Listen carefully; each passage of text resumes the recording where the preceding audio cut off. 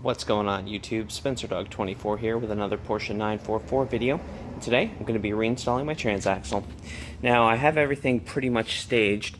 I got my black tube, the shift rod tube, that's hooked up ready to go, as well as I believe this coupler, and I actually put some anti-seize grease on it so it'll slide better. In addition to that, I got my transaxle cleaned. You can actually see the model number of it now. And underneath the car, I got my CV joints repacked with brand new grease.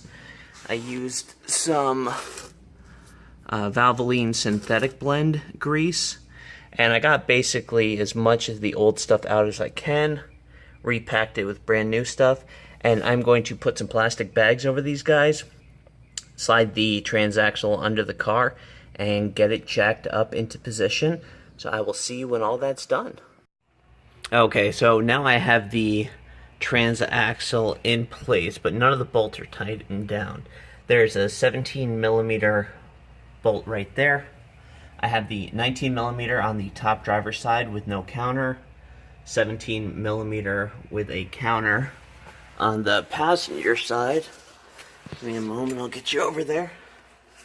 We have a 19mm up on top there, no counter, as well as a 19mm here with a counter nut, and then the other 17mm.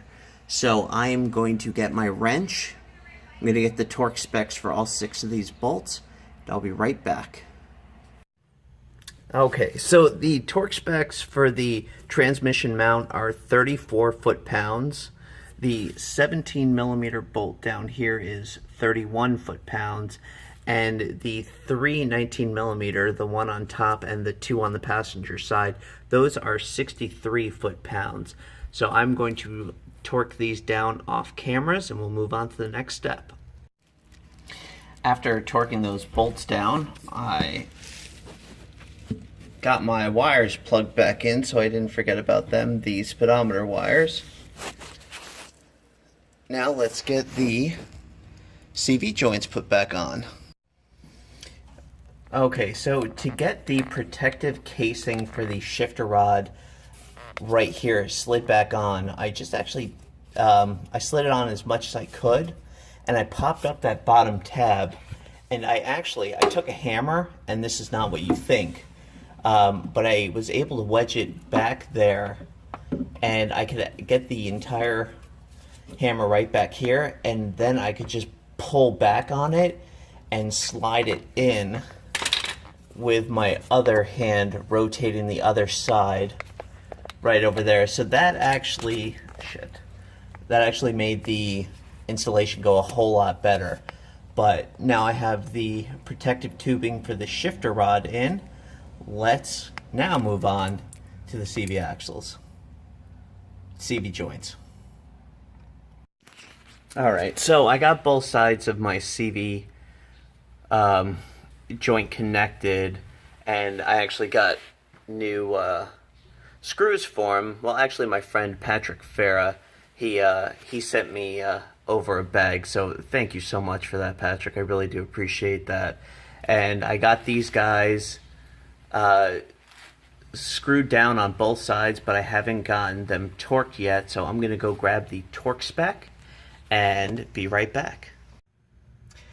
The torque specs on these are 31 foot-pounds.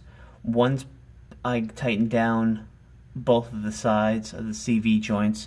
I came up front to my console, and then I slid my shift rod back, then back underneath the car. I got the shift rod in place, and I put that bolt back there. Now it's showing that it has a torque spec of 21 Newton meters, which is about 15.5 foot-pounds.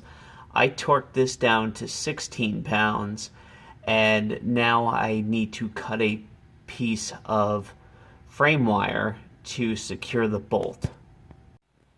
So I picked up some 16 gauge 25-foot steel galvanized wire.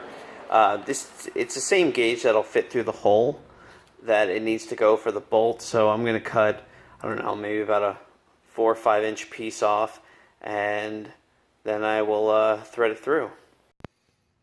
Okay, so if you can see right there, I cut the piece of wire and I wrapped it around the bolt so it doesn't ease its way out, and I just twisted it on the end. So now I just need to pull this boot over it and we'll be finished with that. Okay, so now that I got the cover on the shifting rod, I'm back up in the car and we are going to reinstall this.